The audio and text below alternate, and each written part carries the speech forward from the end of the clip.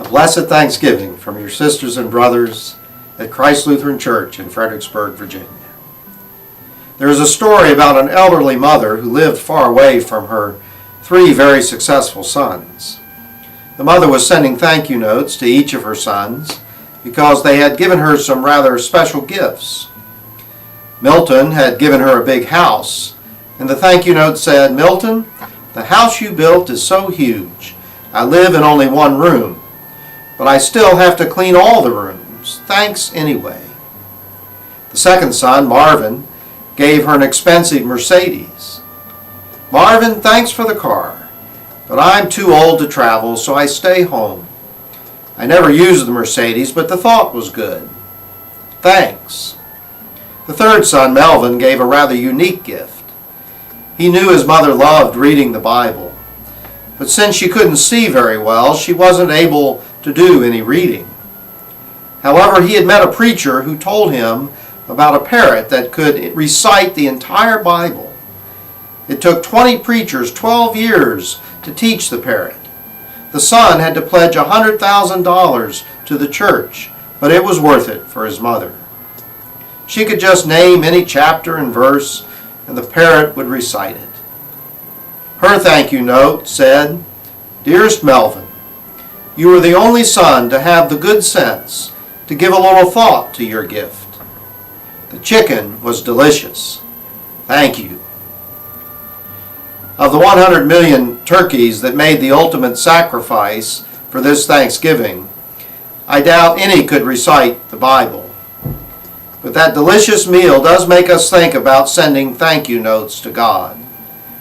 And a part of that giving thanks is appreciating the gifts we have received and rightly understanding what those gifts are intended to do for us. Thanksgiving is a national holiday that cannot ignore and that rightly acknowledges the source of our blessings.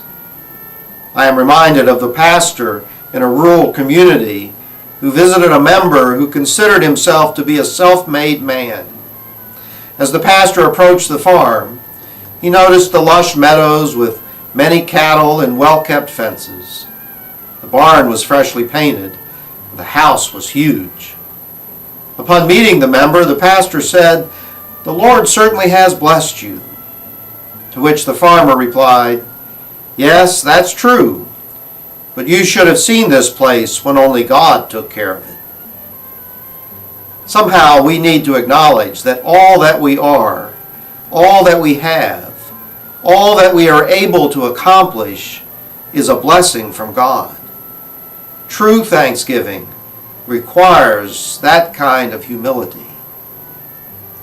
The thing is, though, that while the day of Thanksgiving comes at the same time every year, it may not seem to be the right time for many people. When it comes time to be thankful, we may not feel very thankful. You may have all kinds of thoughts and feelings on your hearts and minds that make it difficult to have a sense of thankfulness. And yet, is it possible that deep down we can believe that the negative things in our lives are not the most powerful things?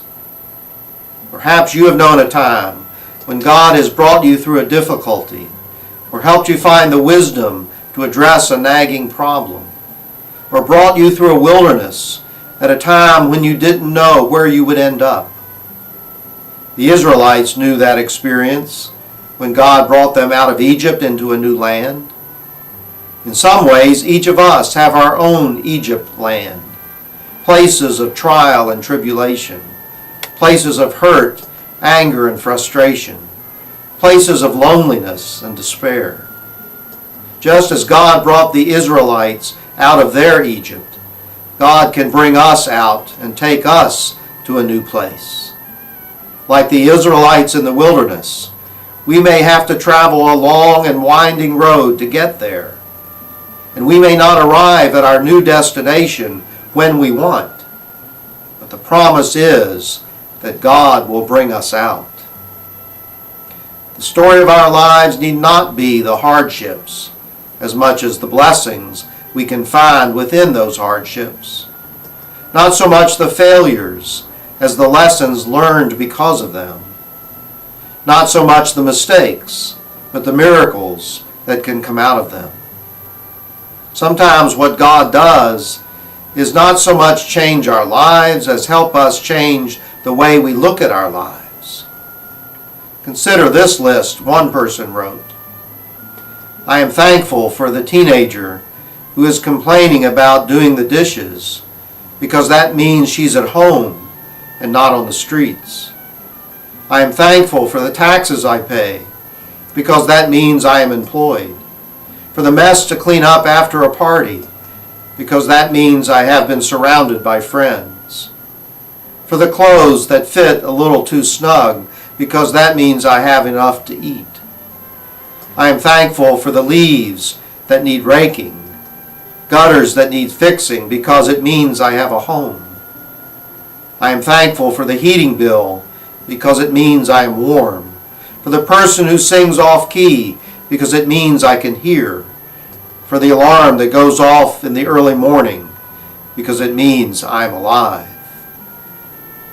Or we might think about it in terms of the father and daughter who were saying goodbye. Because of the father's health, they knew it would be the last time they would be together. And as they were departing, the father said, I love you and I wish you enough. The daughter replied, our life together has been more than enough. I wish you enough too, Daddy. When a friend asked him what he meant when he said, I wish you enough, the father said it meant that he wanted the other person to have enough of life to make life meaningful. And he put it this way, I wish you enough sun to keep your attitude bright. I wish you enough rain to appreciate the sun more. I wish you enough happiness to keep your spirit alive. I wish you enough pain so that the smallest joys in life appear much bigger. I wish you enough gain to satisfy your wanting. And I wish you enough loss to appreciate all you possess. I wish you enough hellos to get through your final goodbye. Do we have enough? More than anything else, let us be thankful for Jesus, who showed us a loving God, who is mindful of our every need, and who loves us more than anything else in the world. In the midst of everything, surely that is enough. It is more than enough. Thanks be to God. Amen.